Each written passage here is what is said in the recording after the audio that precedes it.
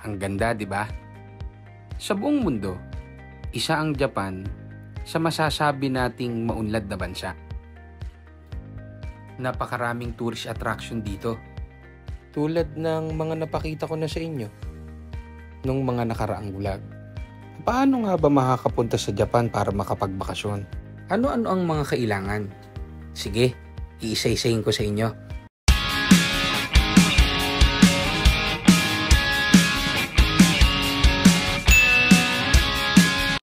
Magandang araw sa ating lahat. Uy, salamat sa panonood at pagbisita ha. Habang pinag-uusapan natin ang mga kailangan sa pagpunta ng Japan para magbakasyon, ay isasama ko ulit kayo sa mga ilang lugar pa na pinuntahan namin dito. Pero bago yon, please subscribe ha. Pakiclick mo na din yung notification bell para updated ka sa mga bagong video na ina-upload ko dito sa ating channel.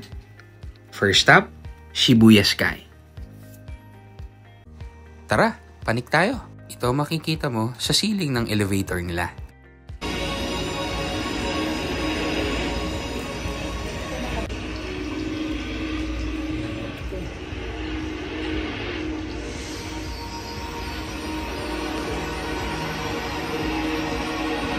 Oh, amazing, di ba? At ang ating first requirement para makapunta ng Japan ay passport. Hepepep, valid passport ha, na may validity pa na 6 months from the date of travel. At ang ating second requirement, tourist visa. Mag-apply sa mga accredited travel and tours agencies gaya ng Attic Tours and Rally Tours.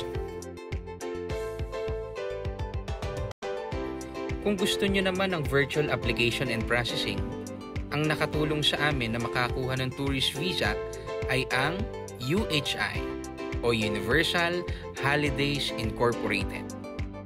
I-download ang kanilang Visa Center application at doon ay maaaring mag-apply ng tourist visa, single o multiple entry, na di na kinakailangan na magpunta pa sa kanilang opisina. Ang end-to-end process namin ay virtual. Pinadeliver din namin ang passport namin kesa i-pick up. Less hassle, di ba? Hindi kami makakyat ng rooftop o roof deck, no? Kasi dahil may bagyo rito, dito lang tuloy kami. Kape-kape lang. Pero maganda naman yung view. Ayos pa rin, di ba?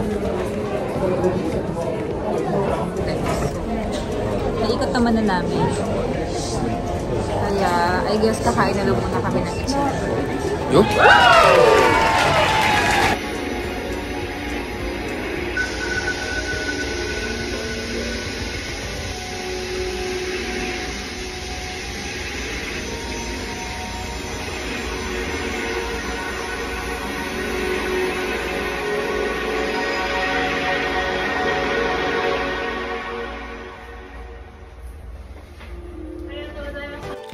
At dahil nandito na rin tayo sa Shibuya, daanan na natin ang statue ni Hachiko, ang isang famous loyal dog dito sa Japan.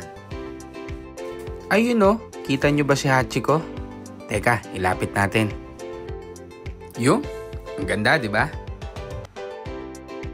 At dahil nasa Shibuya na nga tayo, hindi natin palalagpasin na makadaan sa Shibuya Crossing. Astig! O siya, back to the main topic. Nga pala, ang requirement sa pag-apply ng visa ay matatagpuan online sa mismong Japan Embassy website at sa travel tours na tumutulong mag-process. Sa amin kasi, nauna kaming mag-book ng flight dahil sa mga seat sales ng mga airlines na nakaka-attempt i-take advantage. Kung ganito rin ang gagawin ninyo, ang pag-apply ng visa ay dapat gawin within 90 days from the date of travel.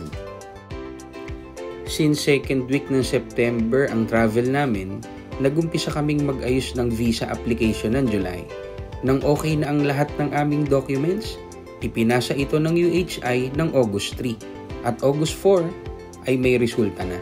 Pero kailangan naming hintayin ng passport na ma-deliver bago namin malaman ang resulta. Take note, hindi ito i-disclose ng travel agency. Medyo mahaba yun ha. Tara, kain muna tayo.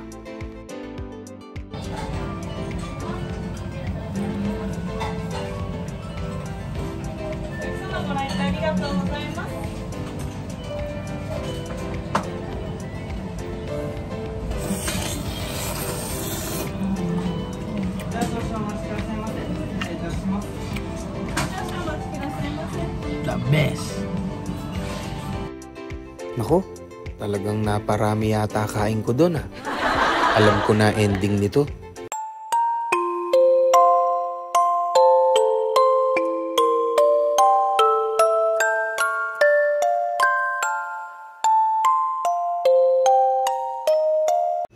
Nako, nagbablog pala ako. Dito naman tayo sa Teamlab Planets. Balik tayo sa pinag-uusapan natin. Nang makita namin na approve na ang aming visa, inumpisahan kaagad namin ang aming DIY itinerary. Sa amin lang to ha. Kung ayaw nyo naman ng DIY, pwede kayong lumapit sa mga travel agency na makikita ninyo para mapuntahan ninyo ang mga lugar na gusto nyo mapuntahan dito sa Japan. I-expect lang natin na mas pricey ito kaysa sa DIY itinerary. Excited na ba kayo? Tara, pasok tayo sa loob ng Teamlab.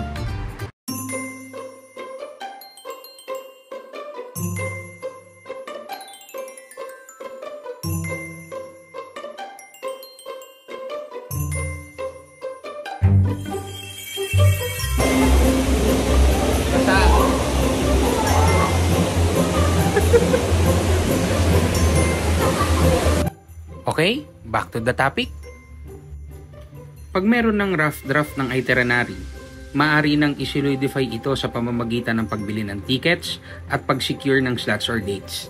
Ang sunod namin ginawa ay matinding research ng accommodation. Pwede itong Airbnb o hotel. Dumadaan kami ngayon sa isang room na ang flooring ay foam. At hindi ito basta foam ha. Nakakorte lang naman ito na parang maliliit na chocolate hits. Kaya pagka nadaan ka sa pagitan nito, tiyak, matutumba ka. Tama si Jelen, no? Ay, sub-sub ka rin, Kung gusto nyong makakita ng libu-libong bituin na parang bumaba sa langit, etong Teamlab ang para sa inyo.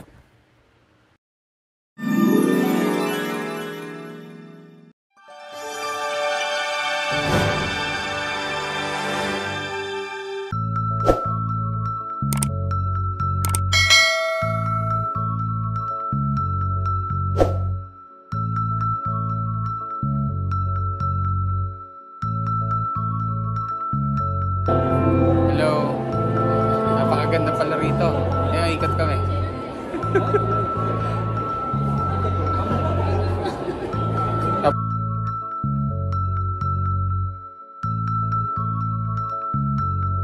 Oha, para ka nang nakapunta sa langit na iba't iba ang kulay ng bituin.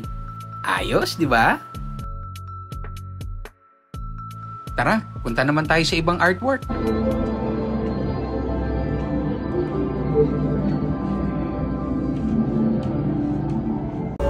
Ito na.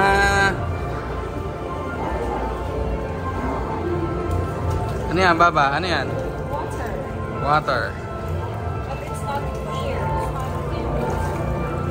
Parang mga baha sa sa Manila. At kung gusto mo naman magtampisaw sa tubig kasama ng mga makukulay na isda, itong artwork ang para sa'yo.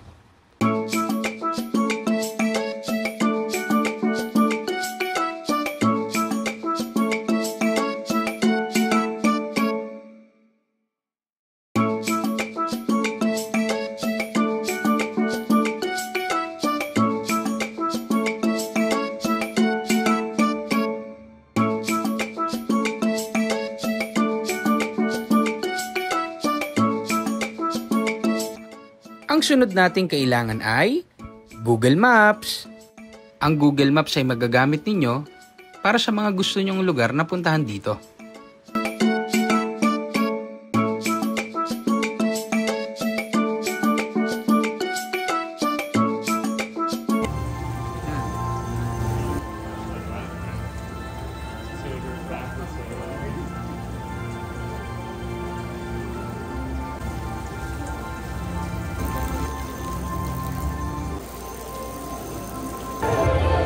Medyo madilim kasi kaya gumamit kami ng flashlight. Pero napakaganda rito. Lahat, bata, matanda, mag-i-enjoy. Ayos ba convincing powers ko? Ang sunod nating kailangan ay JR Pass. Merong tinatawag na Japan Railways o JR Pass na binili namin para sa unlimited train ride para sa lahat ng trains under Japan Railways.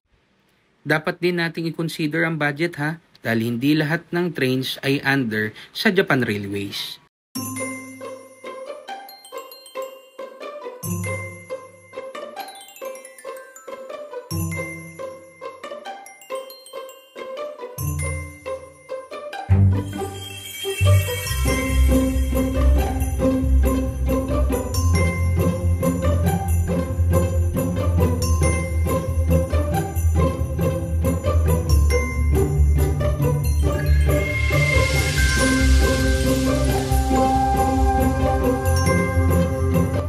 Pero alam nyo, sabi nila, hindi naman daw nakakamangha dito sa Japan.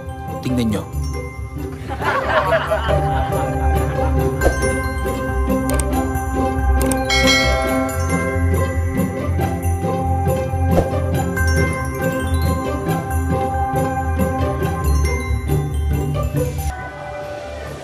Amazing!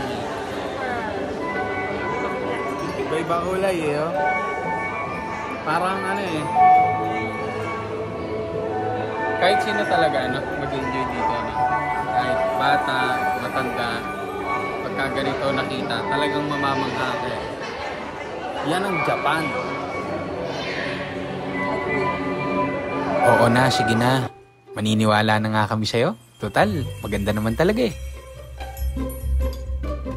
Kung nagandahan ka dun sa mga naunang artwork na pinuntahan natin, tiyak, mas magagandahan ka dito.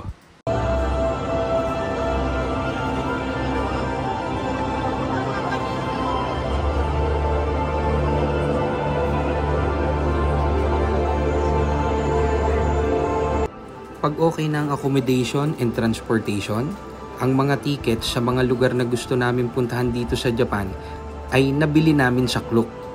Dito namin nabili ang mga tickets sa Universal Studios, Disneyland, Disney Sea, Shibuya Sky at Team Love Planets. Dito rin namin nabili ang JR Pass na ginamit namin.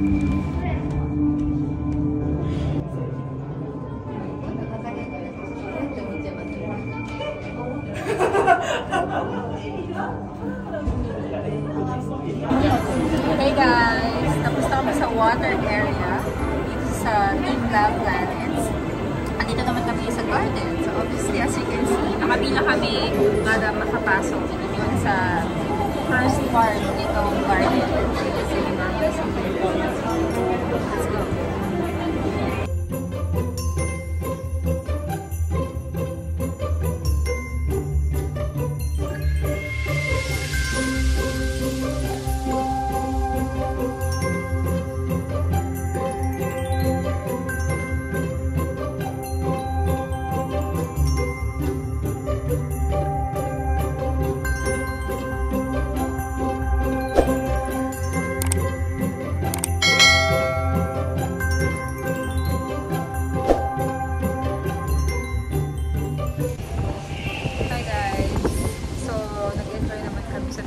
Planets here in Tokyo, bound to our accommodation for some rest and then church kami maya-maya. One more train and then ano na kami sa bahay or sa tinutuluyan or hotel. Dami niya.